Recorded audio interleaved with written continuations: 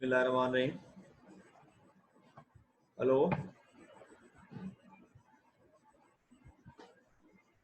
Dear students, legal system of Pakistan के हवाले से आज जो हमारा लेक्चर है वो the origins of the parliament in Britain. British parliament का जो ओरिजिन है उस हवाले से हमने बात करनी है। The nature of the parliament and the legislative system existing in Pakistan can't be appreciated accurately, can't be understood appropriately unless the origin of this institution in British is reviewed and located.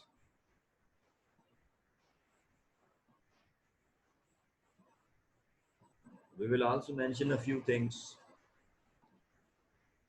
about the growth of democracy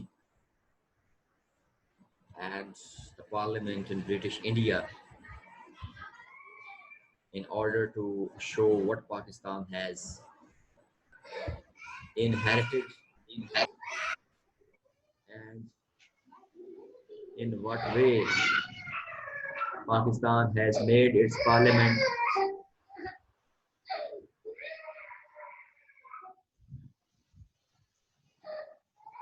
after dealing with these initial prescriptions. We will try to understand how the law-making process functions in Pakistan, in what way the law is made out, in what procedure is adopted to make the laws in Pakistan. So we start our today's topic, the origins of parliament in Britain. The word parliament comes the French word parlement,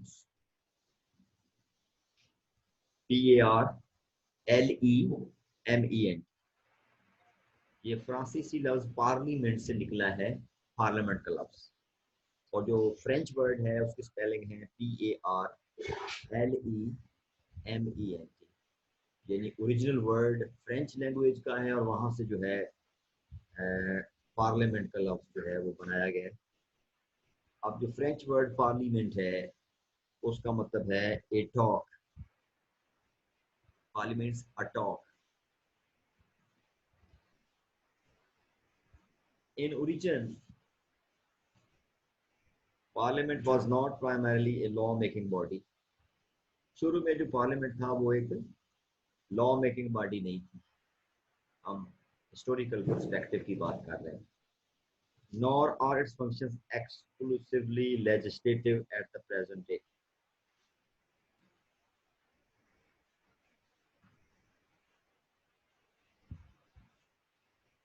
In primitive age, पुराने जमाने में जो था, parliament was a council.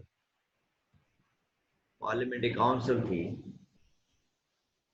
It was someone to discuss some important matter. कुछ अहम issues को discuss करने के लिए जो है काउंसिल की मीटिंग बुलाई जाती थी और उसको पार्लियामेंट का नाम दिया जाता। The title given to it in the Book of Common Prayer. अब जो the book of common prayer है उसके अंदर जो है इसको नाम दिया गया the high court of parliament. Parliament का नाम था high court of parliament, because it was originally more like a court. जब इसको पहले पार्लियामेंट को जो है वो इख्तरा किया गया, इजाद किया गया, वज़ा किया गया, इंट्रोड्यूस किया गया,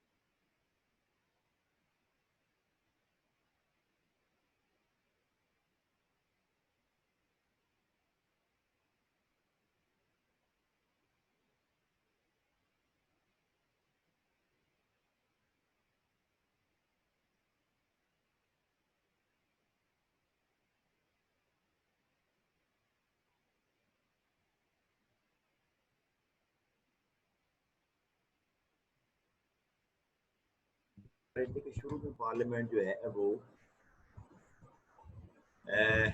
उसका नाम था the high court of parliament. क्यों?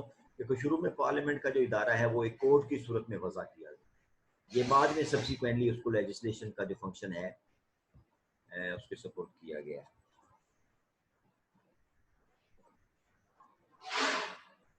Even Coke used the words the High Court and Most Honorable Court of Parliament.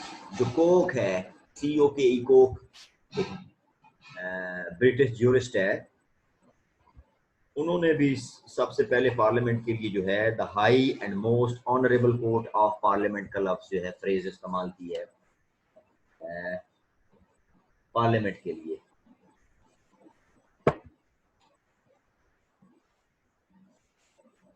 The origins of the United Kingdom parliament are traced from Anglo Saxon times.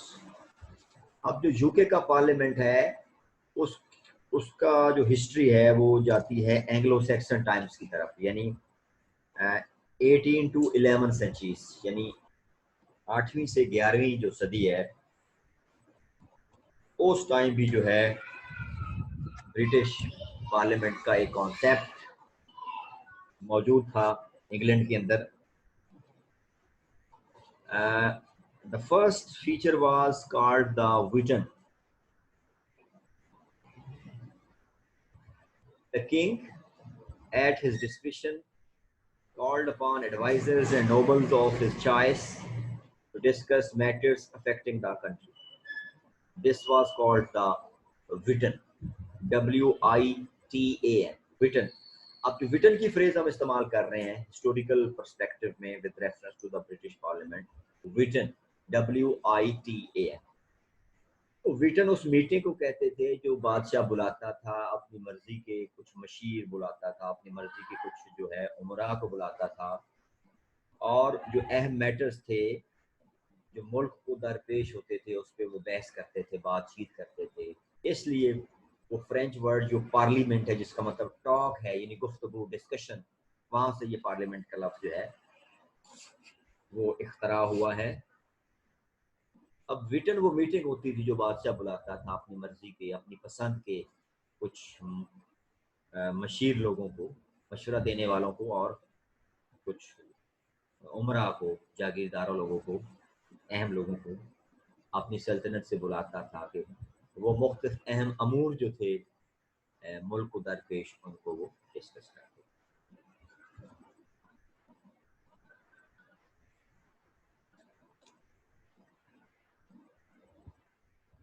The Britain merely affirmed laws made by the king. अब king कानून बनाता था और वो जो council थी Britain की सूरत में वो बादशाह के जो बना हुए कानून थे उनकी तौसीक करते थे, उनकी तस्दीक करते थे, उनको पास करते थे, बादशाह की हाँ में हाँ मिलाते थे। The method was followed because the kings realized that they could not govern their territories without local support from some powerful man. अब बादशाह ने with the passage of time इस बात का एहसास किया कि मैं अकेला तो इस सल्तनत को कंट्रोल करने की पोजीशन में नहीं हूँ, मैं अपने मुल्क को मुख्तलिफ टेरिटरीज में, मुख्तलिफ यूनिट्स में, मुख्तलिफ प्रोविंसेस में, मुख्तलिफ काउंटीज में तकसीम कर लेता हूँ, और हर जो टुकड़ा होगा, हर जो यूनिट होगा उसमें जो बरसरे इक़्तिदार लोग, मासर लोग हैं, उनके ज़िम्मे लगाता हूँ कि वो अपने अपने इलाके में फ़राइज़ सारा अंजाम दें और मैं जो ओवरऑल जो है वो सुपरविजन करूँगा। क्योंकि बादशाह के लिए पॉसिबल नहीं है कि इतने बड़े मुल्क को वो ब्रिटिश एम्पायर को वो कंट्रोल कर सके, तो उसके लिए उसने यूनिट्स में अपनी टेरिटरी को तकसीम कर लिया, अपने मुल्क को मुख्तलिफ यूनिट्स में तकसीम कर ली, जिस तरह अब हम अपने मुल्कों को मुख्तलिफ सूबों या रियासतों में तकसीम कर लेते हैं प्रेजेंट वर्ल्ड में। तो हर जो यूनिट के अंदर जो है, हर टेरिटरी के अंदर जो उसने वो लोकल लोग जो थे, वो बासर लोग, उनको उनके ज़िम्मे जो है कुछ फ़राइज़, कुछ ड्यूटीज़ जो हैं उनको तफवीज़ की कि आपने ये काम करना। After the Norman conquest, Norman की फतह के बाद the Kings used a smaller but permanent inner council of advisors and officials अब नॉर्मन जो फतह है, नॉर्मन कॉन्क्वेस्ट के बाद जो है बादशाहों ने ये एक रवाज बना लिया कि उन्होंने अपने जो सरकारी ओहदेदार थे और अपने जो ख़ास मशीर थे उनके लिए जो है एक परमानेंट इनर काउंसिल बना ली, जहां वो मिल के बैठते थे और अहम मशवरे करते थे, जो सीक्रेट ऑफ द स्टेट हैं उनको डिस्कस करते थे. But he sometimes called additional earls, barons, bishops and abbots especially to approve taxes. लेकिन जब टैक्स का मामला होता था, रेवेन्यू के मामला होते थे, जिस तरह आज हमारे मुल्क के अंदर FBR काम कर रहा है, फेडरल बोर्ड ऑफ रेवेन्यू काम कर रहा है, तो जब टैक्स के मामला होते थे तो वो बादशाह था, वो अर्ल्स को, बैरन्स को, बिशप्स को एंड एबट्स को बुला लेता. ये मुख्तलिफ माशरती और मजहबी सरकर्दा लोग होते थे उस माशरे के अंदर, और उनको बुलाया जाता था इस काउंसिल के अंदर चीज़ों को डिस्कस करने के लिए, रेवेन्यू से रिलेटेड जो मामला हैं उनको सुलझाने के लिए, उनको निपटाने के लिए. When additional people were called, the group was called the Great Council. लेकिन जब ये एडिशनल लोग बुलाए जाते थे, जब रेवेन्यू की मीटिंग होती थी, तो अब इस मीटिंग को वो ग्रेट काउंसिल कहते थे, क्योंकि इसमें एडिशनल बंदे आ जाते थे. तो जब एडिशनल बंदे इस काउंसिल में इंक्लूड किए जाते थे डिस्कशन के लिए, मशवरे के लिए, चीज़ों को डिस्कस करने के लिए, चीज़ों को रिजॉल्व करने के लिए, जो बैरन्स और अर्ल्स और बिशप्स और एबट्स की हमने बात करती है, ये एडिशनल पर्सन है. जब किंग्स इन एडिशनल पर्सन को भी अपनी मीटिंग में बुला लेते थे, जब रेवेन्यू की मीटिंग होती थी तो उस मीटिंग को वो ग्रेट काउंसिल का नाम देते थे, क्योंकि वो एक कंप्रीहेंसिव टाइप की मीटिंग होती थी, उसमें ऑलमोस्ट सारे लोग होते थे, तो इसलिए इसको उन्होंने ग्रेट काउंसिल का नाम दिया. This became the basis for modern upper house of parliament, that is the House of Lords. ये जो ग्रेट काउंसिल थे, इस ग्रेट काउंसिल ने आहिस्ता आहिस्ता जो है डेवलप करके, with the passage of time Aahista Aahista तरक्की करके, वक्त के साथ, हालात के साथ, कंडीशंस के साथ, चैलेंजेस के साथ, नीड्स ऑफ द कंट्रीज के साथ, इसने हाउस ऑफ लॉर्ड्स का रूप धारा, जो आजकल अपर हाउस है ब्रिटिश पार्लियामेंट के अंदर, जिसको हम हाउस ऑफ लॉर्ड्स के नाम से याद करते हैं. The second important thing was the moods held by local lords, bishops and officials. अब सेकंड जो इंपॉर्टेंट चीज थी वो मूड्स थे. ये मूड्स का लफ्ज वहां से आया है जो हम लॉ मूड करते हैं आजकल अपने लॉ डिपार्टमेंट्स के अंदर. ये मूड का लफ्ज वहां ब्रिटिश माखज है, इसके ब्रिटिश से हमने इसको बारो किया है. तो लोकल लॉर्ड्स और बिशप्स और लोकल जो सरकारी ओहदेदार थे और लोकल जो पादरी होते थे, मजहबी पेशवा, जिस तरह आजकल के हमारे सेक्टर में नंबरदार होता है, तो हमारा एक लोकल हमारा एक सरकर्दा बंदा होता है, तो इसी तरह वहाँ जो लोकल लॉर्ड्स थे और बिशप्स थे और ऑफिशियल्स थे, वो मूड्स कंडक्ट करवाते थे. अपनी मीटिंग को उन्होंने मूड्स का नाम दिया. Since Anglo-Saxon times, moods were held in each country where cases were heard and local matters discussed. तो एंग्लो-सैक्सन के दौर से हर टेरिटरी के अंदर जो है, हर एरिया के अंदर जो है, वो लोकल सरकर्दा लोग इकट्ठे होते थे. जिस तरह अभी हमारे फाटा के इलाकों में जरगा का कॉन्सेप्ट है, तो वो केसेस को हर्ड करते थे और जो दूसरे लोकल मैटर्स हैं, अहम इशू, उनको वो डिस्कस करते थे. जिस तरह हमारे सेटअप में अब जिला काउंसिल्स हैं, तहसील काउंसिल्स हैं, तो इस लोकल लेवल पे जो है वो चीज़ों को डिस्कस करते थे, आवाम के मसाइल को, उस खित्ते को दरपेश जो प्रॉब्लम्स होते थे उनको सॉल्व करने के लिए, उनको रिजॉल्व करने के लिए वो आपस में सिटिंग करते थे, आपस में डिस्कशन.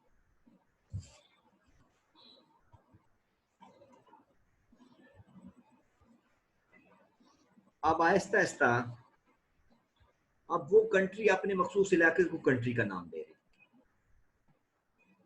जिस तरह अब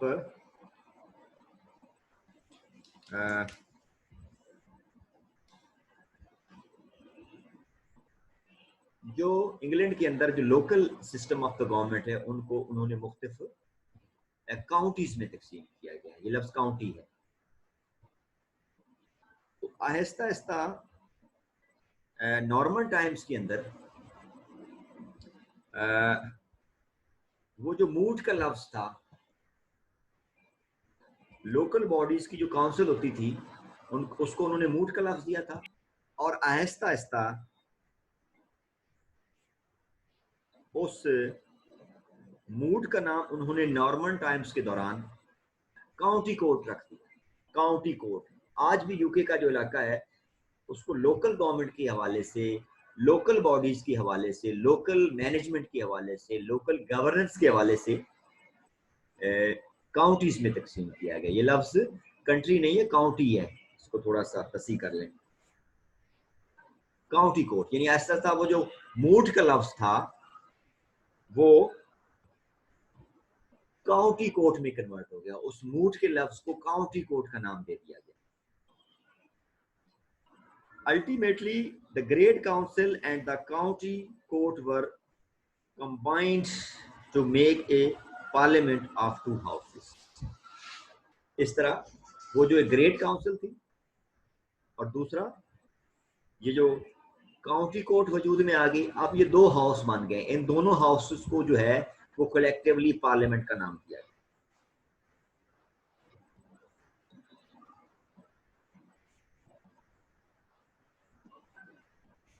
अब जो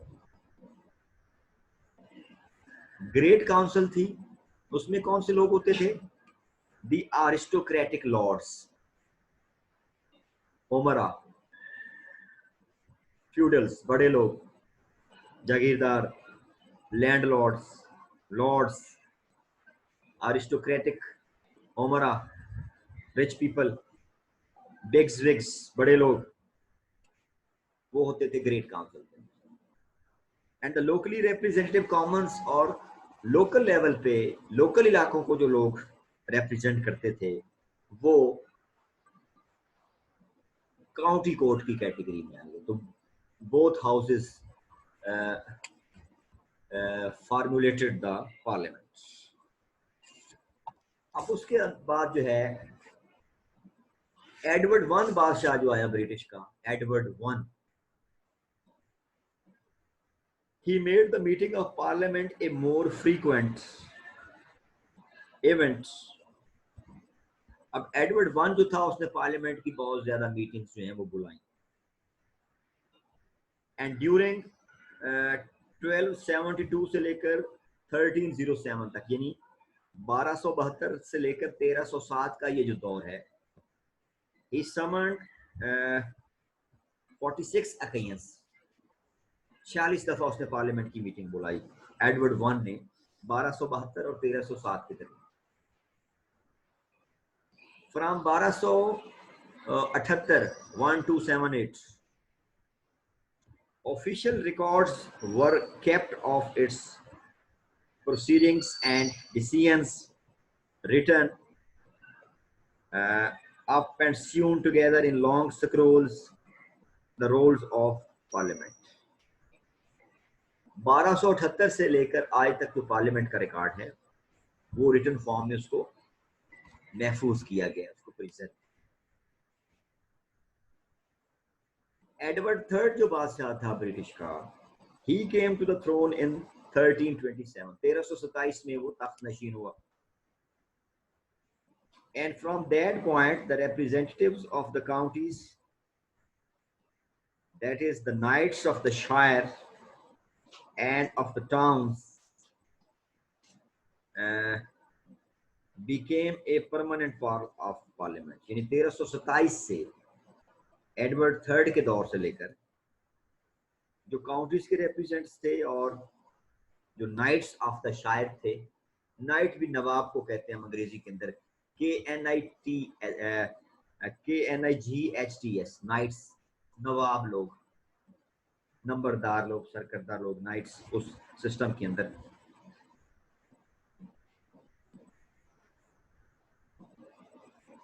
आफ्टर 1332, 1332 के बाद they sat together in one chamber, ये सारे लोग एक चैम्बर में बैठते and were known as the House of Commons और उस चैम्बर को जो है वो हाउस ऑफ कॉमन्स का नाम दिया गया। आफ्टर 1341, 1341 के बाद these commons deliberated separately from the king and his nobles। 1341 के अंदर ये जो कॉमन्स थे, representative of the local bodies, local people, local representative of the local areas, इन्होंने किंग और उसके जो वुज़रा थे उनसे अपने आप को जो है वो डिटैच कर लिया, जुदा कर लिया, सेपरेट कर लिया।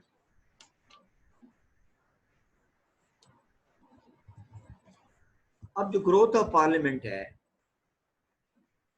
ब्रिटिश के अंदर, वो डिपेंड करती है, अब आगे इसकी हिस्ट्री जब हम चलाएंगे तो एक टसल शुरू हो गई, एक स्ट्रगल शुरू हो गई बिटवीन कॉमन्स एंड लॉर्ड्स के दरमियान। तो उस स्ट्रगल के दौरान जो struggle between Commons and Lords शुरू हो गई, उसके अंदर जो है आहिस्ता आहिस्ता जो है वो ब्रिटिश पार्लियामेंट जो है वो वज़ा होता चला गया, डेवलप होता चला गया, उसमें प्रोग्रेस हुई, उसमें वक्त के साथ धीरे धीरे जो है ब्रिटिश पार्लियामेंट जो आज का है वो नमूदार हुआ।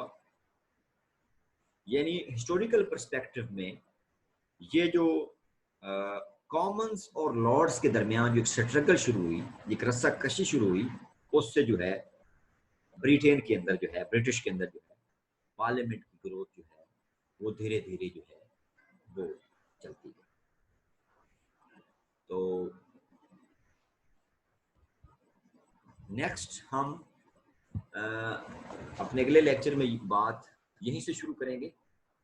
ये इमरान एहसन न्याजी वाली जो बुक है उसी से हम चीज़ें जो है कवर कर रहे हैं, और वो बुक अगर आपके पास है तो आप उससे इन चीज़ों को जो है मज़ीद डिटेल में पढ़ सकते हैं। Thank you very much.